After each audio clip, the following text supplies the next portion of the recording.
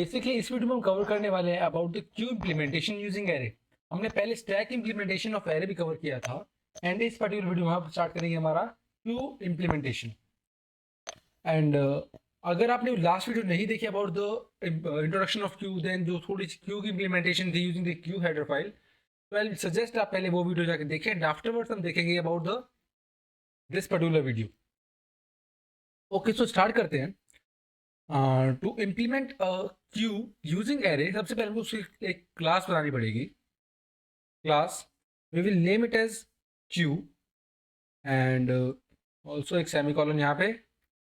Now before the starting the function हमने कुछ front, कुछ बैक एंड कुछ एक चीज़ एरे डिक्लेयर हमने पहले सीखा था इस लास्ट वीडियो में। हम उसी सेम कॉन्सेप्ट को इस पर्टिकुलर वीडियो में यूटिलाइज करेंगे। ओके, सो स्टार्ट करते हैं with declaring two variables front end back, front comma back.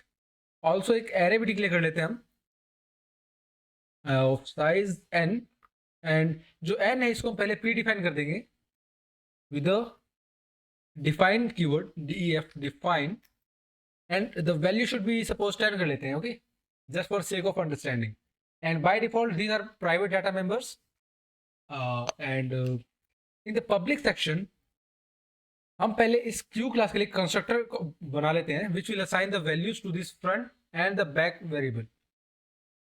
तो constructor would be same as the class name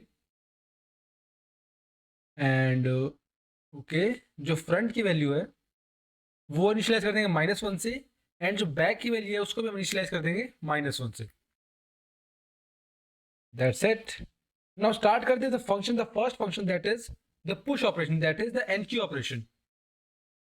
तो it would be a void type function, void enqueue कर लेते हैं। हमारे पास आ रहा होगा एक जो वैल्यू जिसको हमको इंसर्ट करें हमारे क्यू के अंदर, and that would be x। तो before inserting an element in the Q हमको पहले ये चेक करना पड़ेगा कि क्या हमारे क्यू के अंदर स्पेस है कि नहीं है। एंड टू डू सो हमको ये करना पड़ेगा कि जो हमारा बैक, क्योंकि हमारा जो इंसर्शन होता है हमारा बैक साइड से होता है, because first in first out, क्योंकि ये हमारी जो लॉ हम यूज करते थे इसके अंदर, तो हमारा इंसर्शन होगा बैक से होगा। सो हम ये क्या चेक करेंगे, अगर हमारी बैक की वैल्यू अगर बराबर होती है किसके, n-1th एलिमेंट के, दैट मीन्स हमारी क्यू इज फुल। तो हम सिंपली एक स्टेटमेंट डाल देंगे कि C out queue is full, and also endl statement \n, and यहाँ से हम सिंपली रिटर्न कर जाएंगे। And if this condition doesn't trigger, मतलब हमारी ये क्यू के अंदर स्पेस है, तो सिंपली कुछ नहीं करना हमको, हमारे बैक वाले जो पॉइंटर है उसको हम 1 से इंक्रीज कर देंगे। That is we will increment the back pointer by 1 and हमारे एरे के बैक वाले इंडेक्स पे, दैट इज इसमें हमारी वैल्यू अपडेट कर देंगे। दैट इज हमारा एक्स की वैल्यू को हमने इसके अंदर अपडेट कर दिया एट बैक लोकेशन। ऑल्सो हमने क्या कहा था, जब हमारी फर्स्ट वैल्यू इंसर्ट करेंगे हमारे बैक की हमारे क्यू के अंदर, तो हम ये चेक करना है जब हमारे फ्रंट की वैल्यू अगर -1 से इनिशियलाइज है तो उसको हम अपडेट कर देंगे विद 1।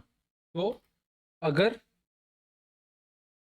फ्रंट की value if it is equal to -1, that means हमारी क्यू एम्प्टी थी उस टाइम पे, and when we are inserting the first variable inside our queue, उस टाइम हमारे फ्रंट की वैल्यू को हमको अपडेट करनी पड़ेगी।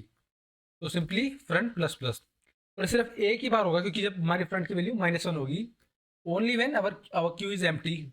ओके, तो यार that was about the enqueue operation.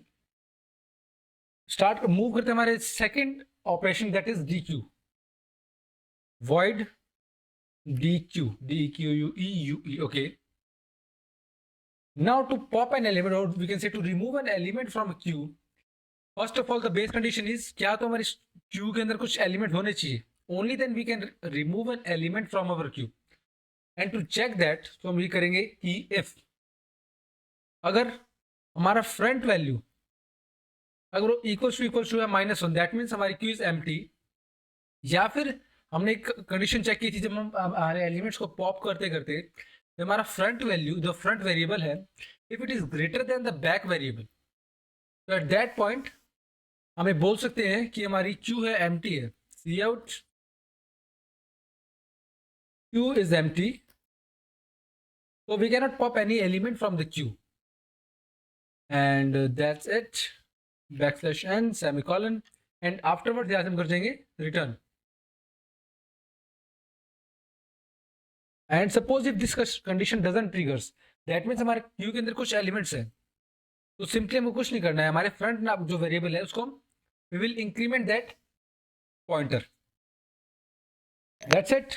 And that was about the dequeue operation which will be performed in queue. Moving to our third operation, that is peek operation. So it would be of integer type because the peek function, it will just return the topmost element of a queue. So void peek. peek के अंदर क्या होगा? बिल्कुल simple है. पहले हमको ये check करना पड़ेगा कि हमारी क्यू एम्प्टी है कि नहीं है. If Q is empty that means peak operation का मतलब ही नहीं है. तो हम इस कंडीशन कॉपी कर लेते हैं and I will paste it here.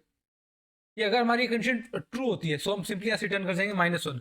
That means हमारी क्यू एम्प्टी है. तो we can not return any element. तो यहाँ से कंडीशन -1 रिटर्न कर देगा एज एन इंडिकेशन कि हमारी क्यू एम्प्टी है. एंड सपोज हमारी क्यू के अंदर कोई एलिमेंट है तो सिंपली कुछ नहीं करना है हमको. हम यहाँ से रिटर्न कर जाएंगे हमारे क्यू का, दैट इज हमारे एरे का जो last element.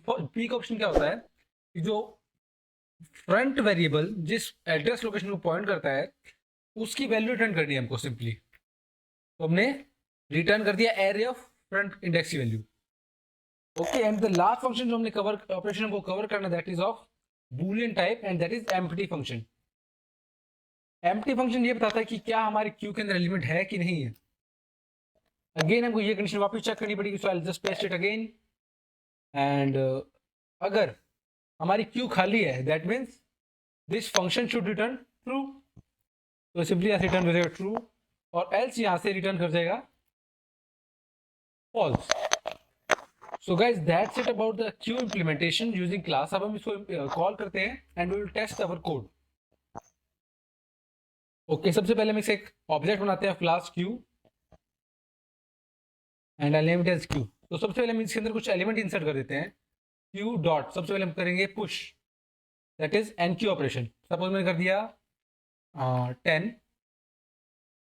Okay. I will copy this v. Okay.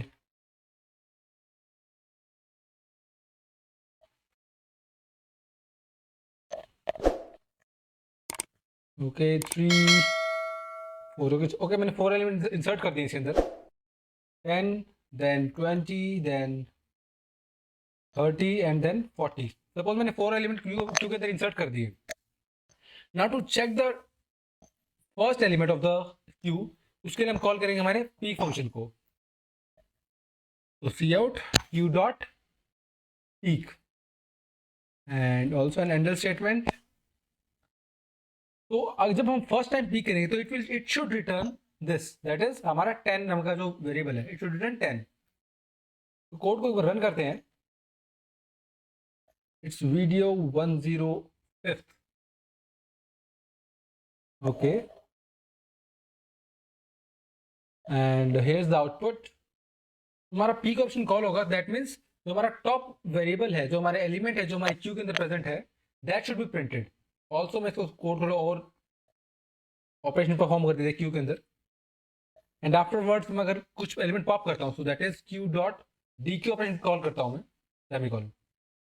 तो अभी 10 यहाँ से पॉप हो जाना चाहिए. आफ्टरवर्ड्स अगर मैं सेम इस फंक्शन को वापस कॉल करूँ तो यहाँ पे प्रिंट होना चाहिए 20. एंड जो जब again D Q operation call किया तो 20 भी रिमूव हो जाएगा हमारे क्यू से. अगेन यहाँ पे जब हम कॉल किया तो यहाँ पे प्रिंट होना चाहिए 30 and D Q operation call होगा तो 30 will be remove from our Q. Afterward जब मैंने एक बार और वापस पीक फंक्शन कॉल किया तो यहाँ पे आ जाएगा 40 प्रिंट हो जाएगा and 40 would be removed by this dequeue operation. As हमारे क्यू के अंदर सिर्फ 4 एलिमेंट्स थे तो आफ्टरवर्ड्स अब अगर मैं हमारे फंक्शन कॉल करता हूँ दैट इज हमारे बूलियन एम्प्टी फंक्शन को अगर मैं कॉल करता हूँ तो it should return true. Okay. यहाँ पे लिखता हूँ मैं क्यू डॉट, अगर मैं एम्प्टी फंक्शन को कॉल करूंगा so it should return 1 as a sample key as Q is empty. Q is empty.